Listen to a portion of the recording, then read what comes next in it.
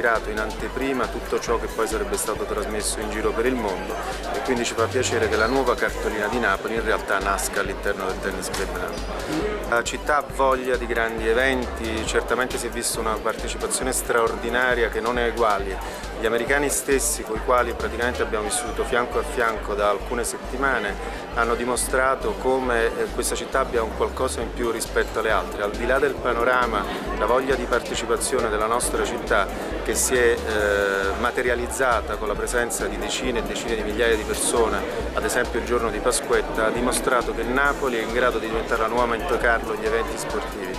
Per cui noi speriamo che si possa proseguire in questa scia di grandi eventi, realizzando in quest'area magnifica altri eventi sportivi e non.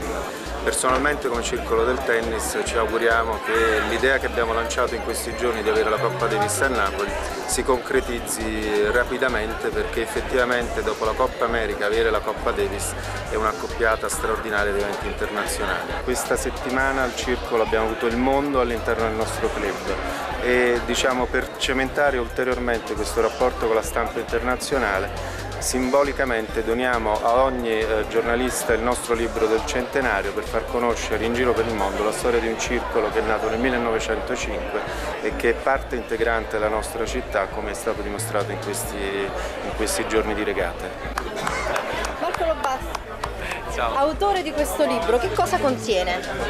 Questo è un riesumé di un libro di 7 anni fa che festeggiava il centenario del Tennis Club Napoli, quindi la storia della città mista al tennis. Il fatto che sarà poi nelle mani dei velisti, ne capiranno qualcosa? Io credo di sì, perché in fondo il Tennis Napoli, anche se il tennis nasce sul mare, è vissuto di mare, i suoi soci sono sempre stati anche velisti oltre che tennisti, e quindi c'è un feeling tra tennis e vela che non si spezza. Il Tennis Napoli non è un circolo nautico, ma è il primo a Napoli dei circoli non nautici ed è anche il più vecchio come storia. Cosa ti lega al tennis? Il tennis è la mia vita professionale, voglio dire, quindi fare un libro del genere a suo tempo è costato un anno di ricerche storiche nelle emeroteche di tutta Italia, ma è un modo per ripagare il tennis delle emozioni che ci ha fatto vivere, e spero di poterne vivere ancora tante ancora.